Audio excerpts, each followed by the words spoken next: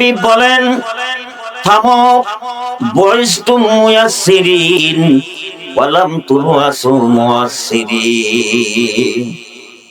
সাহাবা শোনো, তোমাদেরকে আল্লাহ দুনিয়ায় সহজ করার জন্য পাঠাইছে, তোমাদেরকে কঠিন করার জন্য পাঠায় নাই। বসো।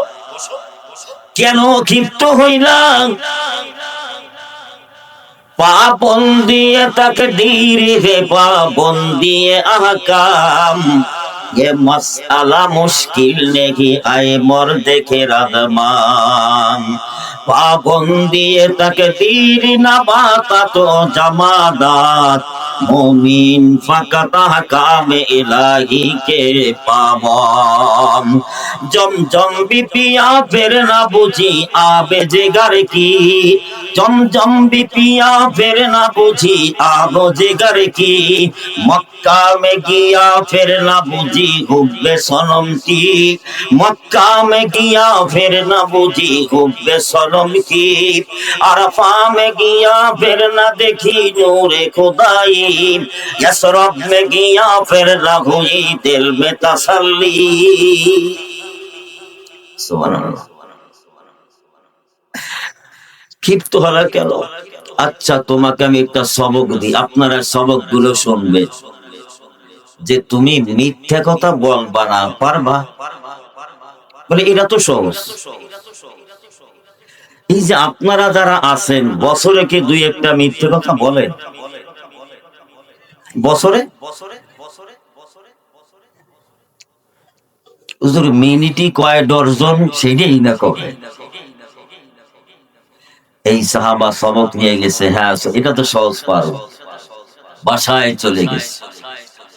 বাসার থেকে 2 দিন পরে মদের নেশা চাপ দিয়েছে, বের হয়েছে মদ পান করে।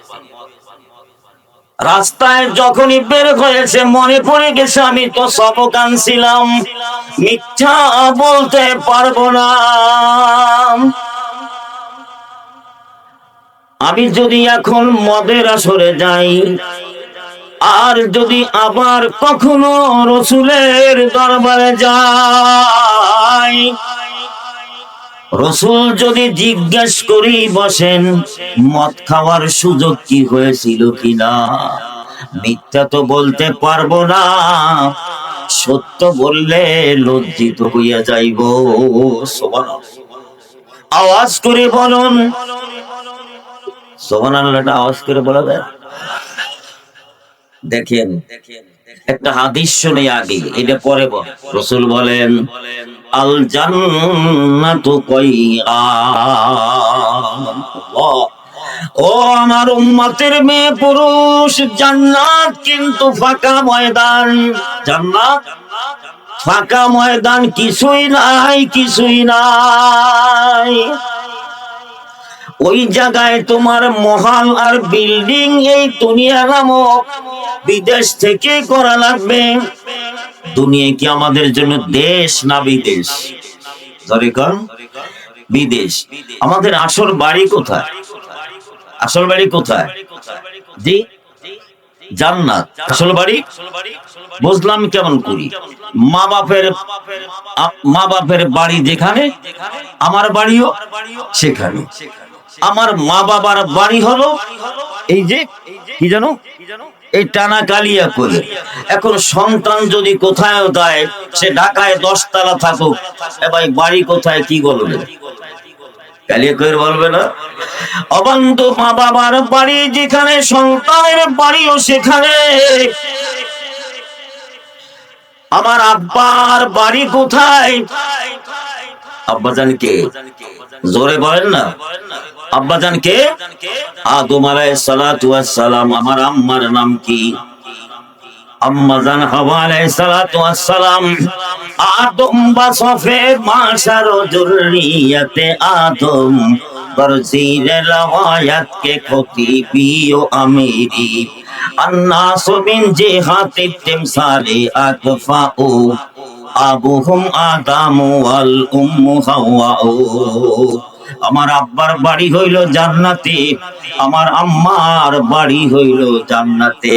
কাজী আমরা যারা সন্তান, সন্তানের বাড়িও জান্নাতে। আল্লাহু আকবার। চক্ষু দিয়ে একটু পানি বের করা লাগবে। অনেকে দাঁড়িয়ে আছেন ঘরে চলে গেছেন বন্ধু। চুম্বক যদি এখানে থাকে আর লোহা যদি ওই রাস্তায় থাকে, ধরবে? কথা কয়, ধরবে? ও বন্ধু, আল্লাহু আকবার। তাফসীরের ভিতরে আসছে যে জায়গাটুকু নিয়ে মাহফিলের প্যান্ডেল করা হয়, ওই জায়গাটুকু আল্লাহর রহমত দ্বারা ভরপুর হয়ে যায়। কাজী দূরে যারা আছেন প্যান্ডেলের ভিতরে চলে আসেন। ওয়াজ তো হবে, একটু পরে হবে, একটু দুই সাইডে কথা নিয়ে গোছগাছ করে নি, তাহলে আমাদের আসল বাড়ি জান্নাতে। এদিকে রাসূল বললেন জান্নাত ফাঁকা ময়দান, জান্নাত ফাঁকা ময়দান, কিছুই নাই। ওই জায়গায় আমার মহল বানাইতে হবে দুনিয়া নামক বিদেশ থেকে। আল্লাহ কয় যা বান্দা, আমি তোকে একটা বিদেশে পাঠাইলাম, এই জান্নাতের মালিক কেমন করে হইবি? বিদেশে পাঠাচ্ছি, ওই দুনিয়া নামক একটা বিদেশ, ওইখানে আমি তোদেরকে পাঠাই। এখানে কিছুই নাই, সব কিছু ওইখান থেকে তৈরি করা লাগবে। জান্নাত হইল ফাঁকা ময়দান। বন্ধু, এখানে যদি কেউ একবার সুবহানাল্লাহ বলে, জান্নাতে একটা গাছ তৈরি হইয়া যায়। এত বিশাল গাছ, 70 বছর যদি দ্রুত গতিতে একটা ঘোড়া দৌড়ায়, ওই গাছের কুল কিনারাও পাইবে না। একটু আওয়াজ করে বলুন সুবহানাল্লাহ। এই যে গাছ একটা হয়ে গেছে, ওই যে আর একটা হয়ে গেছে, এই যে গাছ আর একটা হয়ে গেছে। দেখছেন গাছ হচ্ছে কিভাবে? এইভাবে ওখানে হুর গিলমান এখান থেকে বানায় নেওয়া লাগবে। ওখানে কিছু নাই, ফাঁকা ময়দান। আল্লাহর হাবিব বলেন যদি কেউ দুনিয়ায় একটা রোজা পালন করে, একটা রোজার পরিবর্তে 70,000 হুর আর 70,000 গিলমান দিয়ে দেওয়া হইবে। ওই জান্নাত ফাঁকা ময়দান, কেমন করে ফাঁকা ময়দান পুরো ধর্ম বন্ধু। হে যুবক মানিরা, আল্লাহর হাবিব বলেন মান বানা মাসজিদান লিল্লাহ বানাল্লাহু বাইতান ফিল জান্নাহ। যদি কেউ দুনিয়া একটা ছোট মসজিদ বানায়, এর পরিবর্তে আল্লাহ তার জন্য জান্নাতে বিরাট বালাখানা বানায় রাখবে। সব এখান থেকে বানানো লাগবে। এই কথাটা মনে রাখবো, জান্নাত ফাঁকা ময়দান। অনেকের জান্নাতে নাজ নিয়ামতের কোনো অভাব নাই। পাশের জান্নাত আফসোস করবে, আমার ভাইয়ের জান্নাত যে কত সাজানো, আবার জান্নাতে এত কিছু নাই। সব এখান থেকে নেওয়া লাগবে বন্ধু। রাস্তায় তুমি হাঁটো, জবান দিয়ে বলতে থাকো সুবহানাল্লাহ। রিকশা চালাইতে সবাই বলো না সুবহানাল্লাহ। সুবহানাল্লাহ বললে কি রিকশার চাকা ঘুরবে না, নাকি রিকশার চাকা বন্ধ হয়ে যাবে? আল্লাহ। মা বোনেরা, তরকারি কাটতেছ, তরকারি কুটতেছ, বিসমিল্লাহ বলে তরকারি কোটা শুরু করো। দুরূদ শরীফ দিয়ে শুরু করে দাও। চাউল নিচ্ছ তুমি, দুরূদ শরীফ পড়ো। চাউল পানিতে ভিজেছো, দুরূদ শরীফ পড়ো, সুবহানাল্লাহ পড়ো।